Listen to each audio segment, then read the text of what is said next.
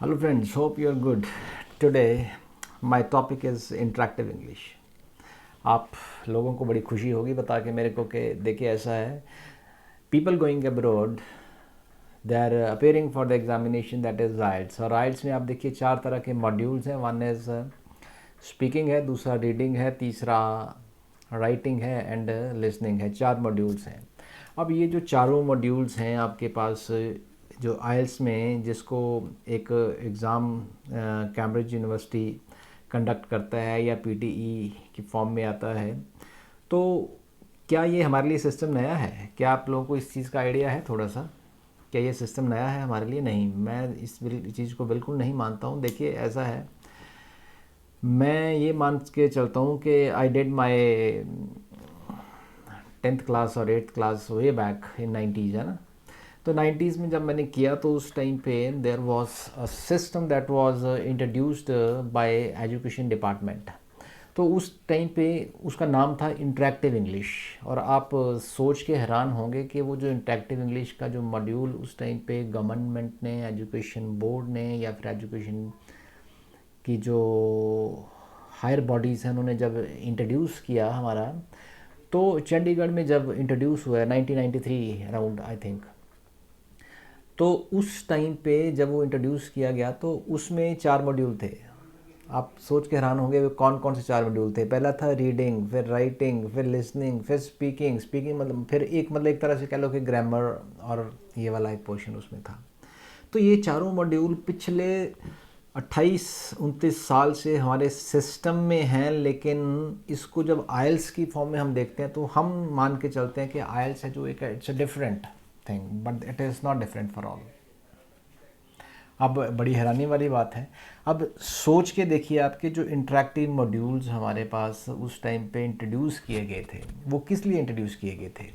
देखिए जो writing skill थी उस टाइम पे उसको कैसे कराया जाता था? या तो प्रेसिस राइटिंग होती थी या फिर ऐसे राइटिंग की फॉर्म में आता था या कॉम्प्रीहेंड पैसेज राइटिंग की फॉर्म में हमें करवाया जाता था.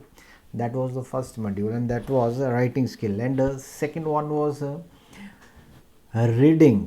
अब देखिए राइटिंग स्किल में तो एक ऐसा है कि मैं थोड़ा सा बताना चाहूँगा कि राइटिंग स्किल जो होती है उसमें बेसिकली एक कॉमन मैन, मैं आइल्स वालों को टिप दे रहा हूँ ये बेसिकली, कि जो राइटिंग स्किल है उसमें करना क्या है. उसमें ये करना होता है कि जो what ever you have an idea, उस आइडिया को आप एक पेपर पेन पे लेके एक प्रेजेंटेबल फॉर्म में आप उसको एग्जामिनर को दीजिए ताकि वो चेक करे कि आप कैसा लिख सकते हैं, आपके अंदर इनोवेशन कितना है, क्रिएटिविटी कितनी है. मतलब आप एक आइडिया को, कि पुराने आइडिया को नई फॉर्म में कैसे लिख सकते हैं. That was the basic idea of writing skill, है ना. That has to be improved in everybody these days. तो आइल्स में का वो जो आइल्स में था वही इंटरेक्टिव इंग्लिश था. पहली बात ये है. सेकंड है हमारे पास रीडिंग. अब रीडिंग के लिए बार बार फोकस किया जाता है ना. रीडिंग के लिए तो रीडिंग जब हम किसी पैराग्राफ की रीडिंग करते हैं तो उससे बेसिकली आइल्स का एग्जामिनेशन है या इंटरेक्टिव इंग्लिश का है तो वो चेक क्या करना चाहते हैं? दे वांट टू चेक आपकी अंडरस्टैंडिंग कैसी है. उसके बेसिस पे तो क्वेश्चन के आंसर करने होते हैं. तो रीडिंग जो इंटरेक्टिव इंग्लिश का पार्ट थी तो उसका मोटिव ये था कि आप लोगों को किसी पैराग्राफ को या ऐसे को या पैसेज को पढ़ने के बाद आपकी अंडरस्टैंडिंग क्या रहती है. दिस वॉज द सेकेंड, मतलब understanding. And third one we have as listening. तो लिसनिंग में, लिसनिंग सुनने से क्या होता है? बेसिकली सुनने से होता है फोकस, कॉन्सेंट्रेशन. ये 2 चीज़ें, ठीक है. और उनको अंडरस्टैंड करके आप किसी चीज़ का आंसर करें.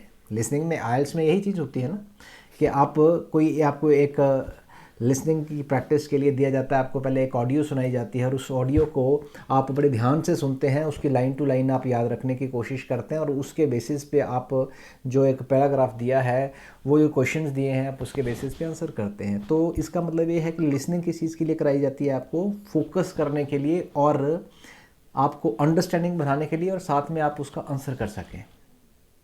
ठीक है जी. अब बात आई स्पीकिंग की. अब स्पीकिंग की बात जब भी मैं करूँगा तो स्पोकन का मतलब ये है कि वो ये प्रूव करती है कि यू कैन कम्युनिकेट और नॉट. अब आइल्स के मैं चारों मॉड्यूल्स के साथ अगर इसको जोड़ूँ तो किस तरह से जोड़ूंगा? तो मेरा जोड़ने का पर्पस इंटरेक्टिव इंग्लिश का, आइल्स का जोड़ने का पर्पस ये है कि मान लीजिए आप अब्रॉड चले गए और अब्रॉड में जाके सबसे पहले आप वहाँ जाके किसी भी अगर गोरे अंग्रेज को मिलेंगे तो आप उसको क्या बोलेंगे, उससे कम्युनिकेट करेंगे ना। First of all you will speak out something, hello gentleman I am this and this, अपना नाम लेंगे, बताएंगे उसको अपने बारे में। तो ये स्पोकन का पार्ट हो गया।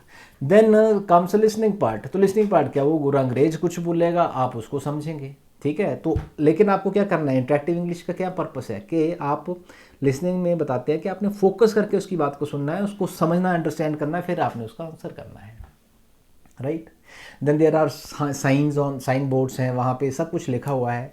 That is a part of reading basically, ताकि आप अंडरस्टैंड कर सकें उनको देख के कि आप लोग क्या, आपने क्या करना है, आगे कहाँ जाना है, ठीक है। और फोर्थ पार्ट इज बेसिकली जिसको आप राइटिंग स्किल बोल रहे हैं। सपोज करो आप कम्युनिकेट नहीं कर पा रहे हैं, तो you can write it down and you can show it to somebody then, कि भाई ऐसा है कि मुझे यहाँ जाना है, ये एड्रेस है, बताइए कहाँ पे है ना। तो आइल्स का बेसिकली पर्पस और जो इंटरेक्टिव इंग्लिश जो ज़माने से चली आ रही है उसका पर्पस सेम है।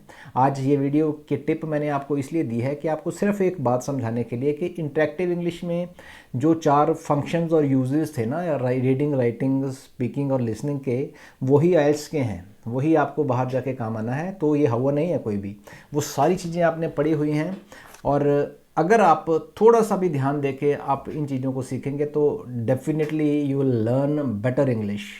और इंग्लिश इजी है, और बिल्कुल इजी है, मैं आपको गारंटी के साथ कह सकता हूँ। आप लोगों को ये सोचने की ज़रूरत नहीं है कि इंग्लिश टफ है। और आइल्स का एग्ज़ाम इतना सिंपल और आसान है, प्रोवाइडेड कि आपकी मेंटलिटी है जो, वो मैंने जो आपको बताया आप उसके अकॉर्डिंगली काम करें तो।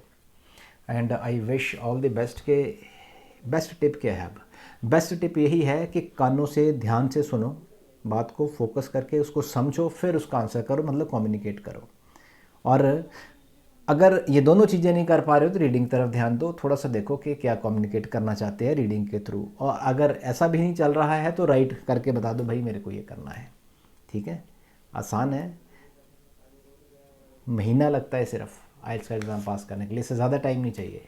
इससे ज़्यादा टाइम करने का मतलब है कि आप लोग और ज़्यादा मेहनत करके अच्छे बैंड्स लेना चाहते हो, चाहे एकेडमिक हो चाहे जनरल हो, whatever it is. IELTS easy और वेरी इजी, और आप इसको आसानी से कर सकते हैं। Thank you very much.